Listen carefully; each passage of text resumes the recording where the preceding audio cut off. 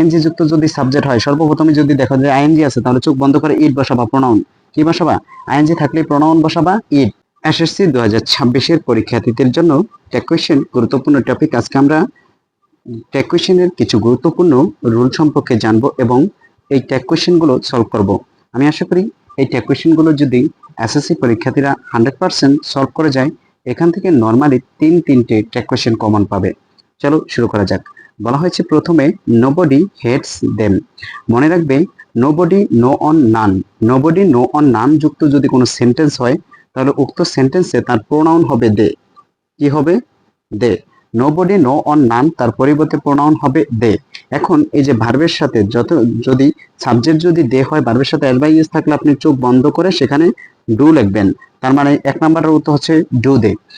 এখন কথা হচ্ছে নোবডি নো অন নান, এখানে নাবোধক কোনো কথা আছে? নাবোধক, এই যে নোবডি তো নাবোধক শব্দ, এখানে নো নাবোধক শব্দ, এই জন্য আর এখানে ডোন্ট হয়নি, আমরা ডু আনসার করেছি, ডু দে। এখন ডু কেন হয়েছে?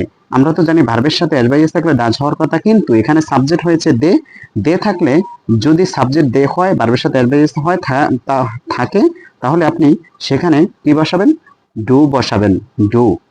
অর্থাৎ এখানে ডু দে হয়েছে, ভার্বের সাথে এস বাই এস থাকার কারণে এখানে ডাজ না হয়ে ডু হয়েছে।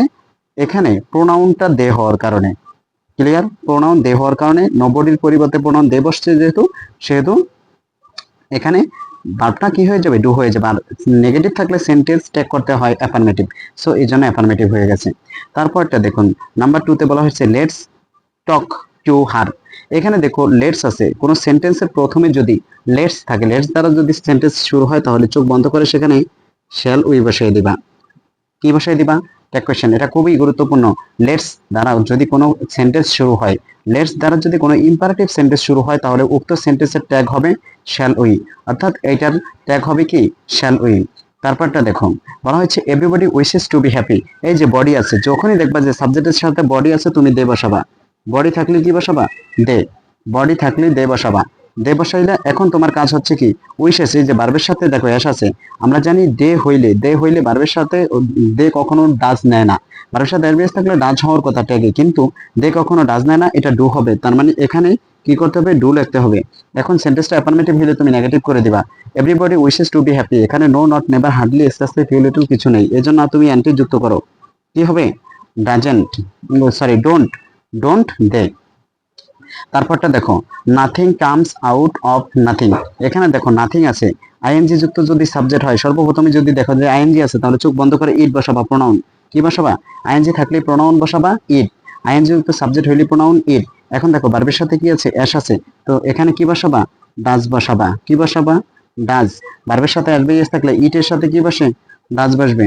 যেহেতু এখানে নাথিং, নাথিং আইএনজি যুক্ত সাবজেক্ট আছে, নাথিং আইএনজি যুক্ত সাবজেক্ট থাকলে উক্ত সেন্টেন্সের উক্ত সাবজেক্টের প্রোনাউন হবে ইট। এখন ভার্বের সাথে এস বাই এস আছে, এই জন্য এখানে ডাজ হবে, এস বাই এস থাকলে ডাজ হবে। এবার পরবর্তী, we hardly forget them. We hardly, এই যে hardly, scarcely, few little, hardly, scarcely, few little এগুলা নাবোধক শব্দ। যেহেতু এই সেন্টেন্সে হার্ডলি আছে, নাবোধক, হার্ডলি কি বোধক? নাবোধক। এখানে আমাদের ট্যাগ করতে হলে অক্সিলারি ভার্ব লাগবে, যেহেতু অক্সিলারি সেন্টেন্সের ভিতরে auxiliary am are was were do does did have had can could এগুলা কিছুই নেই, সেহেতু আমরা এই যে ফরগেট হচ্ছে ভার্ব 1, ভার্ব 1 থাকলে ফরগেট আমরা সেখানে ডু লিখবো। কি লিখবো? ডু, আর সাবজেক্ট আছে কি? উই, তার মানে এই সেন্টেন্সের ট্যাগ হবে ডু উই, ডু উই। তারপরটা, how nice the follower is. এই যে ফলোয়ার আছে, দ্য ফলোয়ার, এটা হাউ, হাউ আর হর দ্বারা যদি সেন্টেন্স শুরু হয়, মনে করবো এটা এক্সক্লেমেটরি সেন্টেন্স, আর ওই এক্সক্লেমেটরি সেন্টেন্সের সাবজেক্ট ভার্ব শেষে থাকে। এখানে সাবজেক্ট হচ্ছে the follower, the follower is, তার মানে এটা এই সেন্টেন্সের ইজেন্ট ইট হবে, ইজেন্ট ইট, কারণ দ্য ফলোয়ার আছে এবং ইজ আছে অক্সিলারি ভার্ব। তো এই যে ইজ সেন্টেন্সটা অ্যাফার্মেটিভ হওয়ার কারণে আমরা অ্যান্টি যুক্ত করেছি, আর দ্য ফলোয়ার পরিবর্তে ইট বসবে।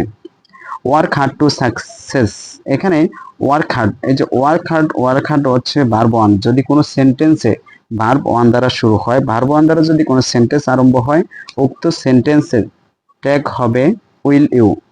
আমরা জানি ভার্ব 1 দ্বারা যদি কোনো সেন্টেন্স আরম্ভ হয়, উক্ত সেন্টেন্সের ট্যাগ করতে হবে উইল ইউ, কারণ ভার্ব 1 দ্বারা ইম্পারেটিভ সেন্টেন্স আরম্ভ হয়, আর ইম্পারেটিভ সেন্টেন্সের ট্যাগ হয় উইল ইউ। তারপর আই এম আ স্টুডেন্ট, এখানে আই এম আছে, আই এম দ্বারা যদি কোনো সেন্টেন্স অ্যাফার্মেটিভ সেন্টেন্স আরম্ভ হয় উক্ত সেন্টেন্সের ট্যাগ হবে আরএন্ট আই। আই এম দ্বারা যদি কোনো অ্যাফার্মেটিভ সেন্টেন্স আরম্ভ হয় উক্ত সেন্টেন্সের ট্যাগ হবে আরএন্ট আই। আই এম দ্বারা যদি কোনো সেন্টেন্স, দেখো আই এম এ স্টুডেন্ট, এখানে no not never hardly SSC feel little নেই, এজন্য আই এম আছে, এজন্য আমরা আরএন্ট আই করে দিলাম। তারপরে ডোন্ট নেভার প্লিজ কাইন্ডলি দ্বারা যদি কোনো সেন্টেন্স শুরু হয় চোখ বন্ধ করে আপনি উইল ইউ বসিয়ে দিবেন, উইল ইউ বসিয়ে দিবেন। ডোন্ট নেভার প্লিজ কাইন্ডলি দ্বারা যদি কোনো সেন্টেন্স আরম্ভ হয় চোখ বন্ধ করে কি বসাবেন, উইল ইউ। তারপরটা দেখুন ফিশেস, ফিশেস একটা না অনেকগুলা, ফিশেস নাউনের সাথে এস থাকলে দে হবে, প্রোনাউন হবে দে। এখানে ফিশেস অনেকগুলা, নাউনের সাথে অ্যাস বা ইয়েস থাকলে সেখানে দে হয়, তার মানে প্রোনাউন হবে দে। এখানে কান্ট আছে, কান্ট নেগেটিভ শব্দ, তাহলে আপনি লিখবেন ক্যান। আমরা জানি ট্যাগ করতে হলে অক্সিলারি ভার্ব লাগে, এখানে ক্যান দে হবে। ক্যান দে কেন হবে, কারণ এখানে অ্যান্টি নেগেটিভ আছে, এই জন্য আর অ্যান্টি হয় নাই। তারপরটা দেখুন I is a pronoun, I is a pronoun, you is a pronoun, he is a pronoun, যদি এমন হয় চোখ বন্ধ করে আপনি ইজেন্ট ইট লিখে দিবেন। যদি I is a pronoun, he is a pronoun, but is a connector, এই সকল শব্দ আসে তাহলে চোখ বন্ধ করে ইজেন্ট ইট লিখে দিবেন। এই টাইপের আরো গুরুত্বপূর্ণ ভিডিও পেতে ভিডিওগুলো লাইক কমেন্ট শেয়ার করে আমার সাথেই থাকুন।